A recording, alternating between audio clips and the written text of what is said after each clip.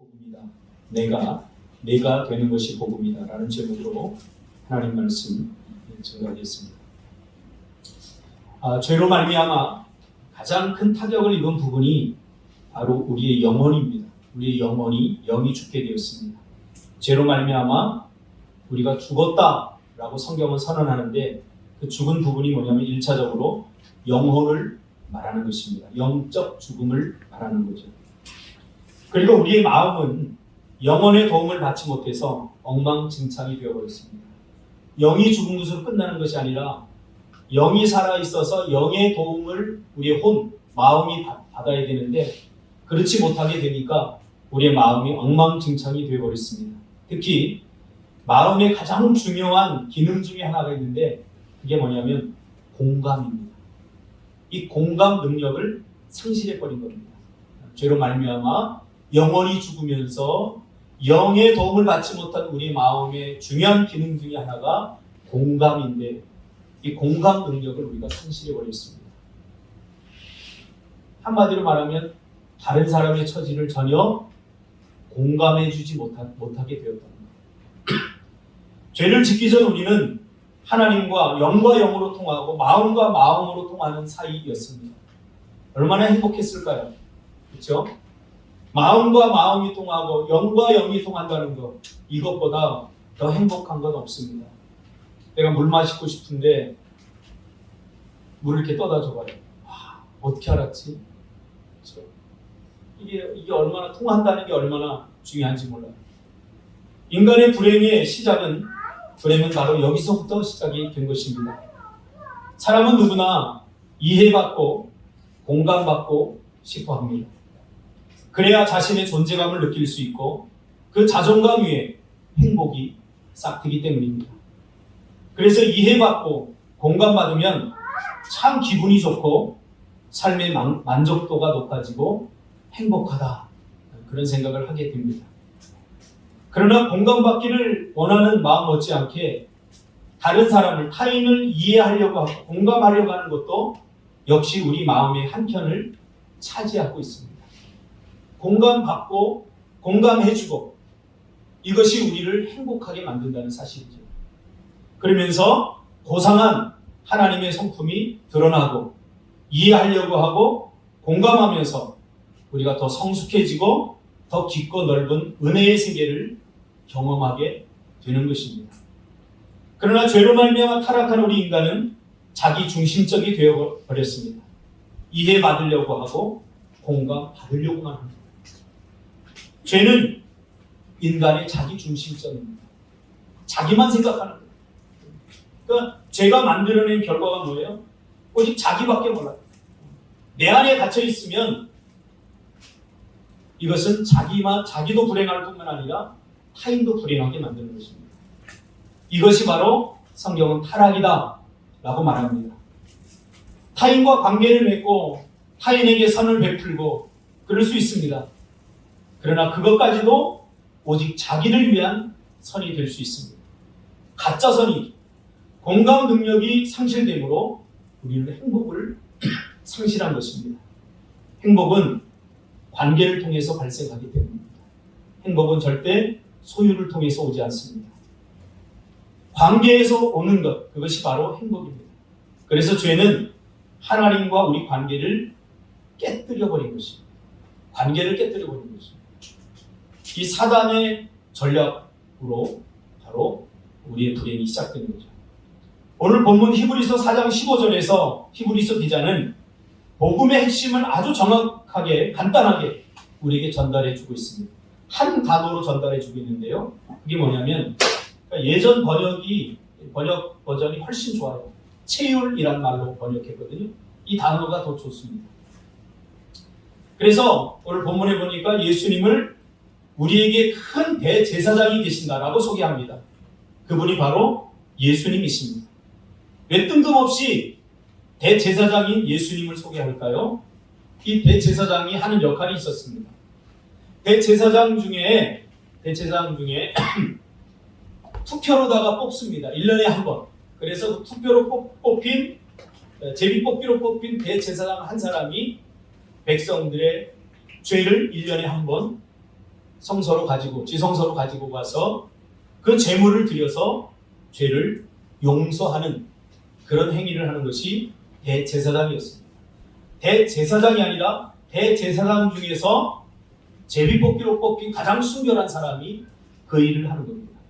오늘 본문에서 대제사장이다 라고 말했을 때는 바로 그 선택된 대제사장을 가리키는 것입니다. 그가 자기의 죄를 전가한 짐승을 잡아 하나님께 드림으로 우리의 죄를 사함받았던 것입니다. 예수님은 바로 우리의 죄의 문제를 해결해 주시기 위해서 오신 분이라는 것을 말해 주려고 하는 것입니다. 어떻게 오셨습니까? 인카네이션, 인간의 몸을 입고 오셨다는 거예요. 이 말은 제물로 오셨다 그 말이에요. 인간의 몸을 입고 오셨다. 이 말은 예수님께서 친히 제사장이면서 동시에 자신이 제물이 되어서 오셨다. 완전하신 하나님, 완전한 인간이었던 예수님께서 이 땅에 인간의 몸을 입고 오셨다는 겁니다. 그런데 예수님이 이와 같이 인간의 몸으로 자기 자신을 비해한 것은 그가 우리의 모든 처지를 공감하셨기 때문이다 라고 오늘 본문에서 지금 말해주고 있습니다. 이 체휼이라고 하는 말을 어떤 성경에는 심퍼사이저, 동정이라고 그렇게 번역한 데도 있습니다. 혹은 컴패션, 불쌍히 여기다 뭐 이렇게 번역한 데도 있습니다. 그러면 제가 이 원문의 단어를 가지고 문장을 가지고 찾아보니까 더 정확한 이 단어는 바로 공감, 엠퍼티라고 하는 공감이라는 말이 더 성경에 더 성경을 통시적으로 봤을 때 더 정확한 번역이라고 저는 생각을 합니다. 엠퍼티, 공감. 그러니까 예수님께서 이 땅에 오신 것은 우리를 공감했기 때문이다. 육신의 몸을 입고 오신 것은 우리를 공감했기 때문이다. 라고 우리가 문장을 해석할 수 있겠죠. 이 말은 이해와 감정과 처지를 오롯이 느끼는 상태를 말하는 것입니다. 그 사람의 감정, 그 사람의 처지, 또 그 사람의 입장에 대한 이해, 이 모든 것을 내가 오롯이 다 느낀 것을 오늘 엠퍼티, 공감이라고 말합니다. 그래서 공감은 오롯이 그 사람과 같은 처지가 되어 같은 마음과 같은 정신을 갖고 동질감을 갖는 것. 이것이 바로 공감입니다. 구원으로 말미암아 영이 회복됨으로 우리는 다시 영의 도움을 받아 우리의 마음의 기능인, 잃어버렸던 기능인 이 공감 능력을 회복한 것입니다. 예수님이 이 땅에 육신의 몸을 입고 구원자로 오실 수 있는 단서를 우리는 공감에서 찾을 수 있습니다. 왜 갔지? 왜 예수님이 하필이면 인간의 몸을 입고 오셨지? 가끔 선교사님들 선교지로 가는 걸 보면 참 이해가 안 가요. 왜 가지? 제 친구들도 보면 참 여기서 목회하면 그럴듯하게 멋지게 목회 잘하고 살 수 있는 그런 능력 있는 친구들이 모든 걸 다 버리고 선교지로 훌훌 단신으로, 그것도 그냥 가는 게 아니에요. 온갖 고난과 고초를 다 겪고 3년, 4년, 5년 훈련받고 선교지로 떠나는 걸 보면서 저 이해가 안 될 때가 참 많았어요. 왜 가지? 바로 공감 때문이에요. 공감. 엠퍼티 때문이에요. 엠퍼티. 신인 하나님이 인간이 되실 수 있었던 단서, 그것은 바로 공감입니다. 이것이 바로 복음의 핵심이죠. 공감. 제가 학교에서 배운 선교학을 배울 때 선교가 무엇인가? 선교의 핵심은 바로 여기서부터 출발한다고 배웠습니다. 선교하려면 예를 들면 내가 미얀마 선교사로 간다. 미얀마 선교를 한다. 그러면 내가 미얀마 사람이 되는 것. 거기 사람이 되는 것. 그것이 선교의 출발이라고 좀 배웠습니다. 그래서 우리 선교팀들이 가면 미얀마에 가면 첫 번째 선교가 뭐냐면 먹는 것입니다. 두 번째 날씨입니다. 안 맞아요. 냄새가 나고 고수 같은 거 먹으려고 힘들잖아요. 고추장도 갖고 와고 그러잖아요. 제가 그 사람들 보는 앞에 절대 못 먹게 했어요. 먹는 것이 선교입니다. 그 짧은 시간이지만 내가 그 사람들이 되지 못하면 이질감을 갖게 돼요. 그 사람들. 그럼 뭐가 선교가 되겠어요? 우리나라 잘 사니까 뭐 기껏해야 뭐 도우러 왔나? 뭐 이 정도겠죠. 도울 수는 있지만 선교는 될 수가 없어요. 선교의 핵심이 뭐냐면 내가 미얀마 사람이 돼요. 그래서 선교에 성공한 사람들을 보면 먼저 철저히 그 나라 백성이 되었습니다. 그 나라 사람이 되었습니다. 그 민족이 되었습니다. 선교사님이 미얀마 맹각교 선교사님이 지금도 설교를 하는데 미얀마어로 설교를 해요. 그럼 딸들이 그런데요. 아빠는 한국어로 설교할 때보다 미얀마어로 설교할 때 더 은혜가 된다. 완전히 미얀마 사람이 된 거예요. 미얀마. 그래서 그 미얀마어가 그리워서 우리 조투서 우리가 데리고 있는 친구가 있는데 그 친구한테 가끔 대표기도 시켰어요. 막 이러면서 하는데 뭔지 모르겠는데 그냥 은혜가 돼요. 그 사람이 내가 되는 것. 이것이 선교의 핵심입니다. 그래서 유명한 종교학자인 캐렌 암스트롱은 공감이 종교의 본질이라고 말했습니다. 공감은 깨달음으로 가는 가장 안전하고 확실한 길이다. 이렇게 이야기했습니다. 우리가 예수 믿고 구원받았는데 공감 능력이 좀 뒤처진다. 이거 뭔가 문제가 있는 거예요. 우리는 바로 이 주님의 공감이 빚어낸 십자가를 통해서 구원을 받아 은혜를 누리며 살아가고 있는 사람들 아닙니까? 이 공감은 단순히 불쌍히 여기는 마음과 다릅니다. 직접 같은 처지가 되어서 마음을 같이 하고 삶을 같이 하는 것, 그것이 바로 공감입니다. 그래서 예수님이 하늘에서 우리를 보시면서 구원을 하지 않았던 이유가 바로 그겁니다. 예수님은 우리를 깊이 공감했기에 인간의 몸을, 우리의 몸을 입고 이 땅에 우리에게 먼저 오셨다는 사실. 예수님이 먼저 사람이 된 거죠. 다른 이유로는 설명할 수 없어요. 이게 공감 때문에. 내가 된 것입니다. 그래서 우리 인간의 모든 희노애락을 예수님이 다 겪으셨어요. 이것이 공감이라고 우리는 말합니다. 그래서 복음을 설명하고 이해할 때 우리는 공감을 빼놓고는 설명할 수 없습니다. 엠퍼티를 빼놓고는 설명할 수 없습니다. 사람은 누구나 이해받고 싶고 공감받고 싶어 합니다. 왜냐하면 그 공감받고 싶은 것을, 공감을 죄로 말미암아 잃어버렸기 때문입니다. 그래서 때로는 외롭고 때로는 헛헛한 것입니다. 이 영적인 외로움, 영적인 헛헛함을 세상의 어떤 것으로도 채울 수 없습니다. 이것은 한 사람이 또 어떤 한 사람이 공감해 줄 때만 가능한 것입니다. 그래서 때로는 공감받고 이해받으면 여러분 살맛이 나고 회복이 일어나고 치유가 일어나고 자존감이 높아지게 되는 것입니다. 우리가 받은 상처를 해결해야 하는 이유는 상처는 공감을 느끼고 경험하게 하는 감정의 기능을 스스로 무력화시키기 때문입니다. 아프고 쓰라린 그런 감정들, 배신당하고 도움을 받지 못하고 위로받지 못하고 칭찬을 듣지 못하고 그런 나의 공급받지 못한 감정들을 내가 고스란히 느끼는 것은 곧 아픔이고 고통이기 때문입니다. 그래서 그 아픔을 오롯이 느끼지 못하도록 처음에는 이 감정들을 마비시킵니다.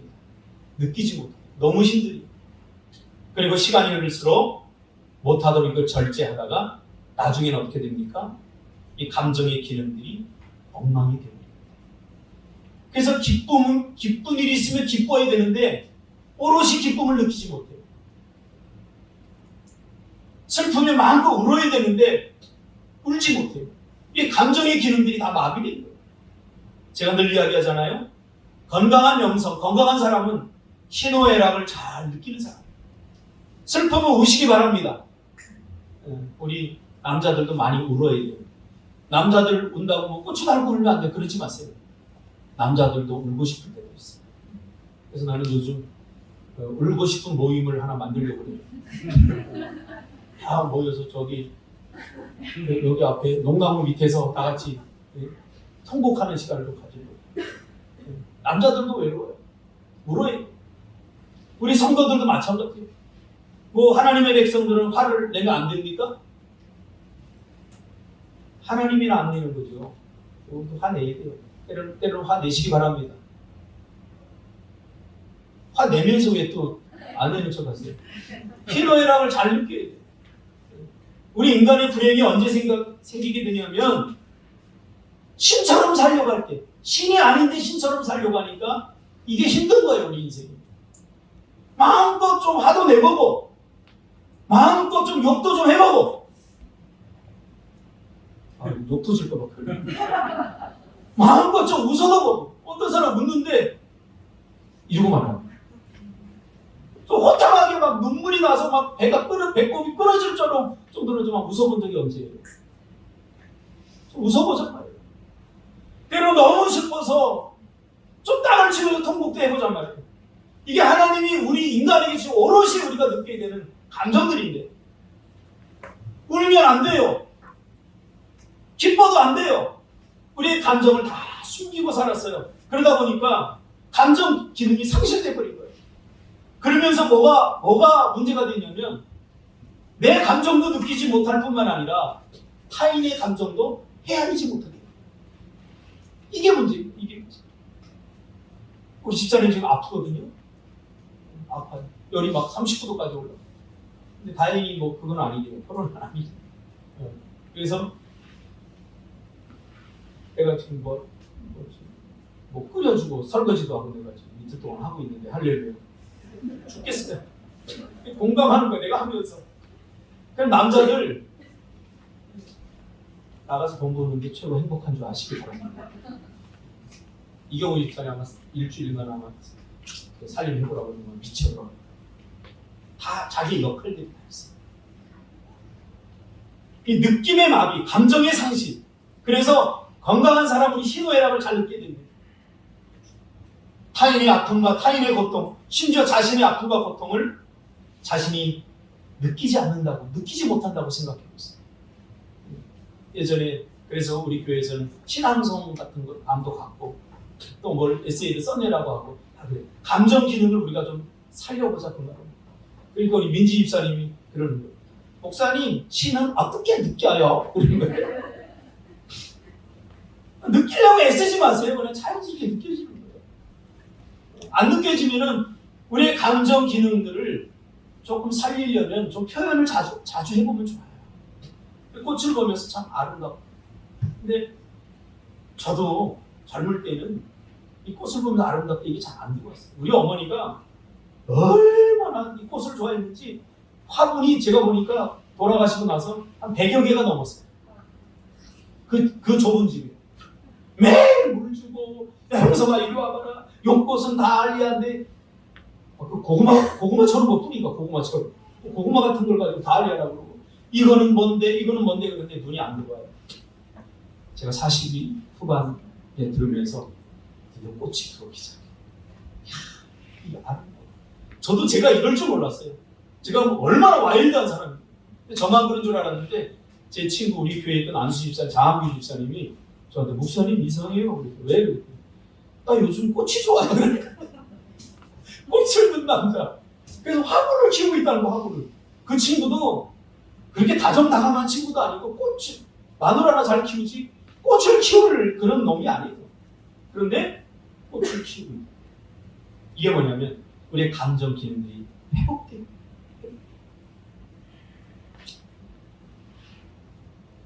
이 감정 기능들이 마비되어 있으면 제대로 느끼지 못하면 타인에게 내가 흉기가 될 수 있습니다.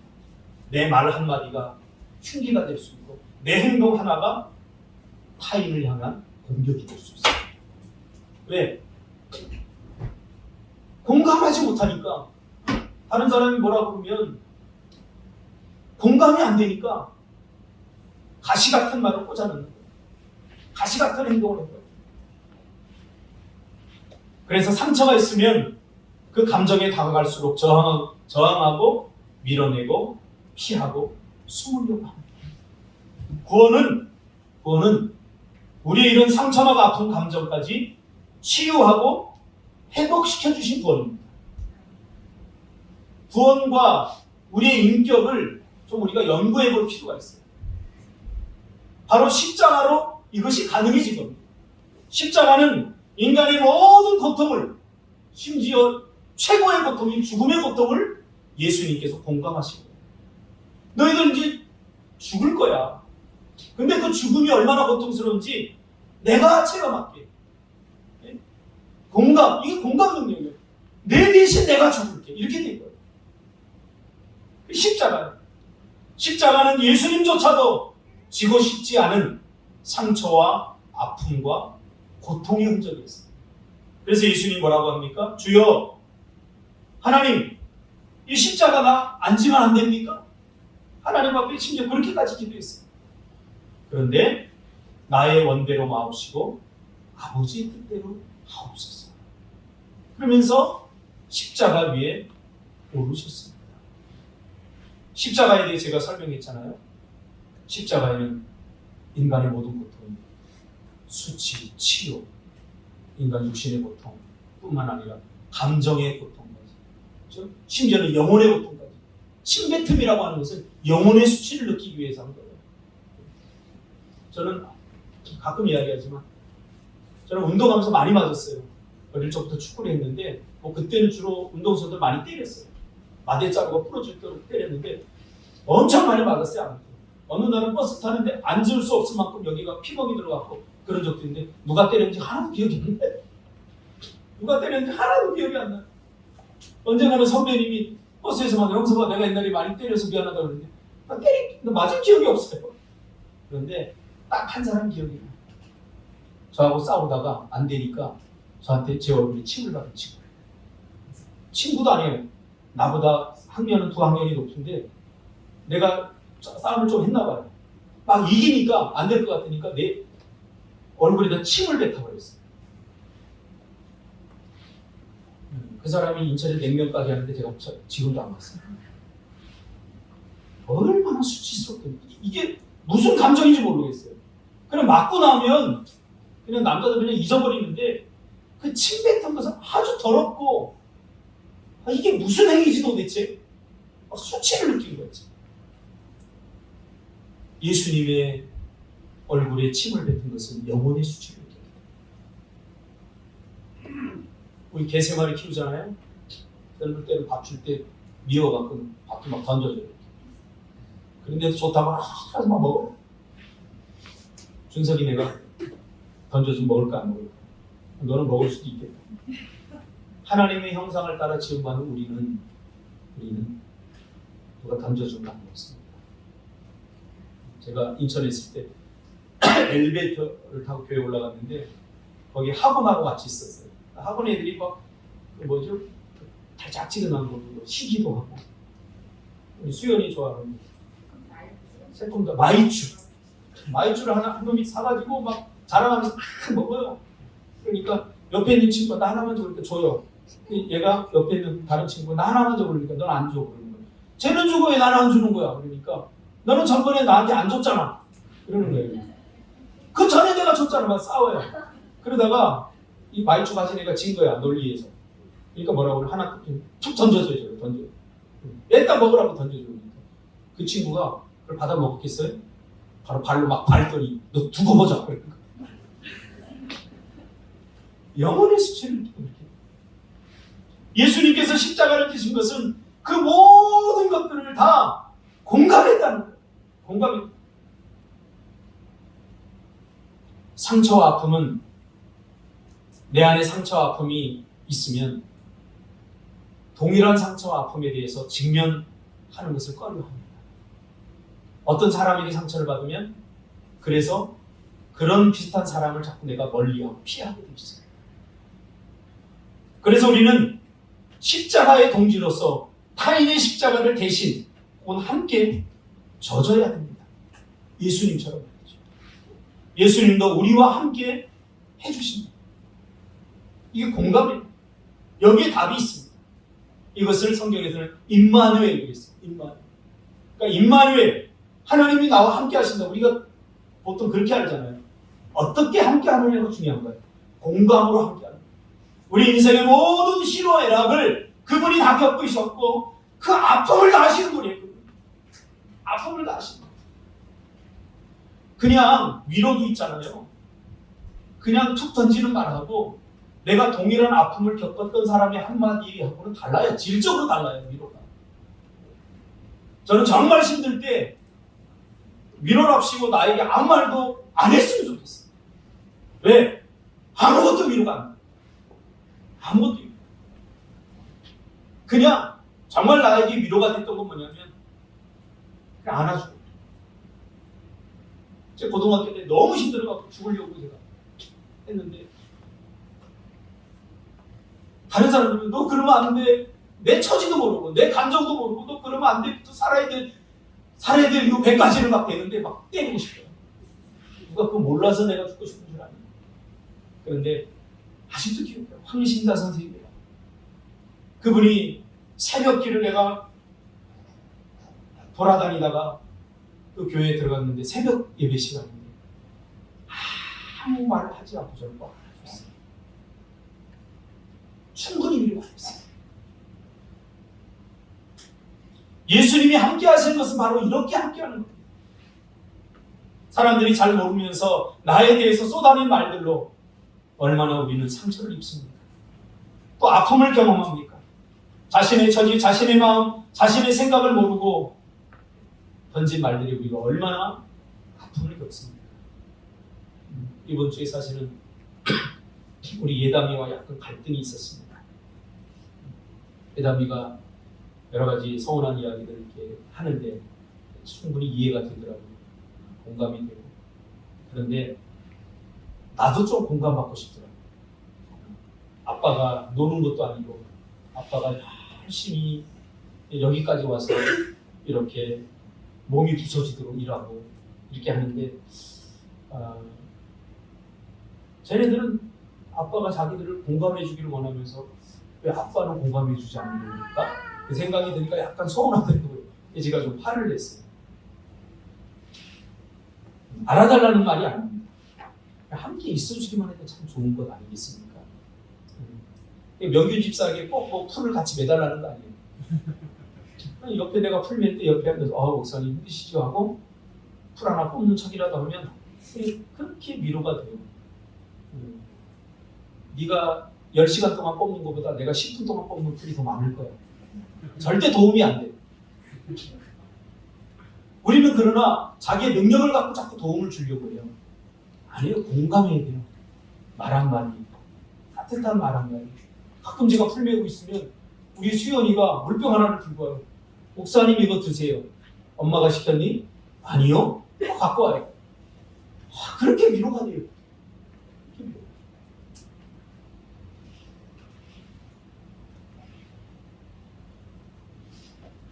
인천에 있을 때도 이 교회가 뭐 부서지면 뭐 제가 다 할 수밖에 없죠. 한 번은 지붕이 고장났는데 지붕을 올라가려고 하다 보니까 성면이 있어. 성면. 그 성면은 안 걸리니까 아무도 안 올라가요. 뭐 목사는 안 걸리나요? 올라갔어요. 며칠 동안 기침했죠. 추리를 하려고 하는데 꼭대기예요. 상당히 높아. 한 30m 꼭대기 구기역자인데 다 무섭다가 안 올라가요. 뭐 나는 뭐 안 무섭나요? 저 고소공 못 치니거든요. 올라갔어요. 아무도 안 올라가니까. 여기 와서도 이 제초하려고 농약을 뿌리고 살충제 뿌리고 그거 뿌리면 면역력이 약해지고 좀 며칠 동안 힘들어요. 그래도 해요. 저는 그렇다고 해서 뭐 사람들한테 뭐 서운하고 그 전혀 없어요. 목사는 그래야 되는 줄 알기 때문에 그렇게 하는 거예요. 살아서 얼마나 오래 살겠어요. 저는 제가 그리는 목사상이 한 분이 있어요. 목사 그러면 딱 떠오르는 한 분이 계셔요. 제가 다녔던 유치원에 김원난 목사님. 이분이 공부를 많이 하신 분이에요. 일본에 가서도 하시고 중국에 가서도 하시고. 어느 날 유치원에 불이 났어요. 이만한 난로에 미군들이 쓰던 난로 좋아요.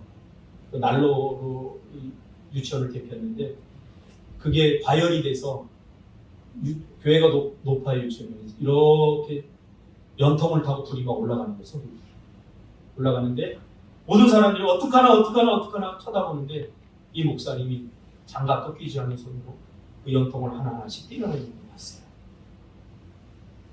그 목사님이 그렇게 멋져 보이더라. 예수님처럼 보이더라.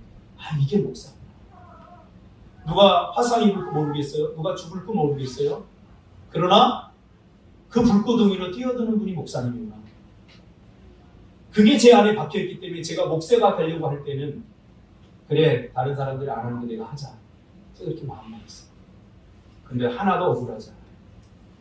저번에 그 동백나무에 벌레가 있어서 동백나무가 다 죽어가더라고요. 그래서 그 약을 줬어요. 준석 집사하고 저하고 약을 줬어요. 막 난리가 났죠. 여기는 알러지가 생기고 난리가 났는데 내가 아픈 거는 둘째치고 준석 집사 걱정이 되는 거예요. 뭐 내가 뭐 그렇게 했다는 걸 드러내는 게 아니에요. 근데 얘기 안 하면 모르더라고요. 그래서 드러내는 거예요. 하나씩, 가끔가다 하나씩. 내가 되는 것. 내가 되고자 하는 것. 내가 되는 것이 복음입니다. 내가 내 대신 아파주는 것. 그것이 복음입니다. 내가 내 대신 힘든 짐을 져주는 것. 오늘 한국교회 성도들이 너무 뺀질뺀질해졌어요. 희생하지 않으려고, 헌신하지 않으려고. 복만 받으려고. 이게 기독교입니까? 아닙니다. 우리 교회 성도들 그러지 않았으면 좋겠어요. 내가 내 대신 수치스러움을 당해주는 것. 내가 내 대신 외로움을 끌어안아주는 것. 근거에는 내가 내 대신 죽어주는 것. 이것이 바로 복음이라고 성경은 가르쳐주고 있습니다. 그를 위해서 인카네이션 하는 것. 이것이 영적 공감이고 복음입니다. 한국 선교사의 최초의 외국인 선교자 이야기만 하고 마치려고 합니다. 바로 토마스 선교사입니다. 영국 웨일즈의 목사님 가정에서 태어나서 런던 대학 뉴칼리지에서 공부를 하고 런던 선교의 파송을 받아 결혼하자마자 배를 타고 아내인 캐롤라인과 함께 5개월의 항해 끝에 중국 선교지인 상하이에 도착합니다. 도착하자마자 오랜 항해의 피로로 아내가 죽어버립니다. 얼마나 고통스러웠습니까? 여러분, 배를 탄다는 거 쉽지 않습니다. 5개월 동안 탔는데 그만 그 피로가 쌓여서 피로로 바로 죽어버립니다. 엎친 데 덮친 격으로 선교사들로 갈등이 일어나서 선교하러 가는데 선교를 해보지도 못합니다. 즉 선교지에 가면 내가 먼저 자리를 폈으니 너는 다른 데 가서 이러면서 선교사들도 나름대로 그런 게 있다고 그러더라고요. 그러면 안 되는데 선교를 하지 못하고 통역만 하다가 그러던 중에 천주교 박해를 피해 중국으로 피신해 있던 김자평과 최선일이라는 조선 천주 교인들을 만나서 조선의 상황을 듣게 됩니다. 그 조선의 상황을 들어보니까 거기에 가지 않으면 안 되는 거예요. 거기에 가면 죽는 거예요. 그때 흥선대원이 세국 정책을 썼기 때문에 들어가면 바로 죽는 거예요. 그런데 그 조선 백성들이 그런 상황을 보고 들어가지 않으면 안 된다고 생각합니다. 여러분, 이게 공감의 능력이에요. 그들에게 복음이 전해지고 복음을 알면 그렇게 살지 않을 텐데 그 얘기에 그렇게 쓰여져 있어요. 그래서 100여 권의 중국 성경을 가지고 서해안 쪽으로 일단 들어갑니다. 서해안 쪽으로 들어가서 백령도를 비롯해서 백령도에 그때 복음이 전해지고 제가 백령도 출신이거든요. 거기 중화동교회라고 100년 이상 된 교회가 있는데 성경을 전해주고 거기서 한 가정에서 예배를 드렸는데 그게 중화동교회예요. 서해안을 중심으로 성경을 나눠주고 복음을 전하다가 폭풍을 만나서 겨우 목숨만 건져서 다시 중국으로 돌아옵니다. 그러던 중에 미국 상선인 제너럴 셔먼 호가 한국으로 간다는 소식을 듣고 조선으로 간다는 소식을 듣고 이 배를 무조건 타게 됩니다. 왜? 오직 조선 사람들만 눈에 밟히니까. 그런데 복음을 전해보지도 못하고 그만 죽습니다. 근데 죽는 순간까지도 이 토마스 선교사가 가지고 왔던 500권의 성경을 나눠줘요. 사람들. 자기를 죽이러 오는 박충권이라고 하는 그 조선 포졸한테 성경을 줍니다. 그리고 죽습니다. 근데 이 박충건이라는 사람이 이런 글을 남깁니다. 내가 서양 사람을 죽이는 중에 한 사람, 토마스를 죽인 것은 내가 지금 생각할수록 이상한 감이 있다. 내가 그를 찌르려고 할 때 그는 두 손을 마주잡고 기도를 한 후 붉은 배에 입힌 책을 가지고 웃으면서 밝은 미소를 지으면서 나에게 그 책을 받으라고 권하였다. 그러므로 내가 그를 죽이기는 하였으나 이 책을 받지 않을 수가 없었다. 이것이 공감이요 하나님의 미달인 것입니다. 그때는 몰랐는데 차츰 토마스가 그렇게 개죽음 같은 죽음을 당했는데 그의 순교의 열매들이 하나 둘 시간이 흐르면서 드러나기 시작합니다. 박충건의 조카가 박충건이 그 받았던 성경을 몰래 숨겨뒀는데 성경을 가지면 죽으니까 숨겨뒀는데 그 성경을 박충건의 조카가 읽고 예수를 믿게 되었어요. 하나님을 영접하고 중국으로 가서 야 이렇게 좋은 성경을 모든 우리 조선 백성들이 읽으면 얼마나 좋을까. 그래서 번역을 해야 되겠다. 한국말로 그 중국어로. 그래서 가서 로스 선교사를 만나서 한국어로 성경을 번역하는 일을 하게 됩니다. 처음에는 마태복음, 마가복음 이렇게 쪽복음이죠. 이렇게 그것이 우리 조선 성경의 기초가 됩니다. 아주 번역이 잘 됐습니다. 지금도 보면. 또한 순교 전에 이 성경을 최치원이라고 하는 당시 12살짜리 이 하나 구경 나왔던 소년에게 주었어요. 죽어가면서. 그 성경을 이 아이가 가지고 있으면 안 되니까 박영식이라고 하는 당시 평양성을 관리하는 그 관리에게 전해줬는데 그 당시에는 종이가 귀하다 보니까 이 박영식이라고 하는 관리가 자기 집에 도배지가 없으니까 그 성경을 찢어서 성경이 좋거든요. 성경을 찢어서 도배를 다 해놨어요. 도배를 다 해놨는데 이 박영식이가 누우면 성경 말씀이 보이는 거예요. 또 앉아있어도 보이는 거예요. 그 성경을 그렇게 해서 읽다가 예수를 영접하게 된 거예요. 그래서 이 박영식의 집이 교회가 되어버립니다. 널다리 교회라고 하는 교회가 되어버립니다. 나중에 이 교회가 평양의 장대현 교회가 됩니다. 1907년 평양 대풍의 그 발화점이 된 장대현 교회라는 거죠. 보세요. 공감의 능력입니다. 그런 조선 사람들의 처지를 공감하고 조선 사람으로 인카네이션한 것이죠. 그로 인해서 수많은 사람들이 새 생명을 얻었고 회복하였습니다. 오늘 우리는 그 사람들의 순교 위에 우리가 지금 이와 같이 복음을 받아들이고 이렇게 편하게 예수 믿고 있습니다. 간단해요. 우리가 지금 아무 희생과 헌신도 하지 않으면 우리 다음 세대들이 힘들어져요. 그건 명백한 사실이에요. 저는 요즘 심각한 고민을 하고 있습니다. 우리 아이들을 계속 학교에 보내야 되나 말아야 되나. 학교 교육이 상당히 우리 반기독교적인 내용들이 굉장히 많습니다. 저 아이들이 계속 그 이야기를 들으면서 자기중심적이 되어버리고 희생, 헌신 다 코드 숨쳐요. 그러니까 힘든 거예요. 오직 너 하나 잘 살면 된다 이거예요. 그건 뭐예요? 다윈이즘이에요. 나 잘 살기 위해서 너를 희생시켜야 돼. 경쟁자로 삼는 거예요. 그렇게 가르치면 안 돼요. 서로 더불어 함께 살아야죠. 서로 더불어 함께. 이게 기독교 정신 아닙니까?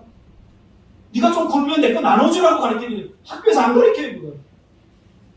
물론 이론적으로는 그런 말 하겠죠. 그러므로 공감이 인카네이션, 선교의 시작이고 선교의 발화점입니다. 우리의 삶도 마찬가지입니다. 공감의 능력이 회복되기를 바랍니다. 타인의 마음, 타인의 느낌, 타인의 자리에 서보는 이해, 그리고 그 감정들을 느껴보는 그렇죠? 누군가 아프면 아프겠지. 그죠? 나도 아파봤으니까 저 아픔이 얼마나 고통스러운지 알아. 그건 내가 가만히 있을 수 없지. 그를 위해서 뭔가 하는 거지. 그것이 복음이에요. 괜히 복음 외치면서 말만 떠드는 게 복음이 아니라 삶으로 나를 짓이겨서 나를 때로는 희생하고 드리고 하는 그것이 복음이에요. 그것이 복음을 사는 것이에요. 우리 꿈틀교회 성도들은 이 복음을 살아내고 복음의 능력을 누리는 복되고 귀한 저와 여러분이 되었으면 좋겠습니다.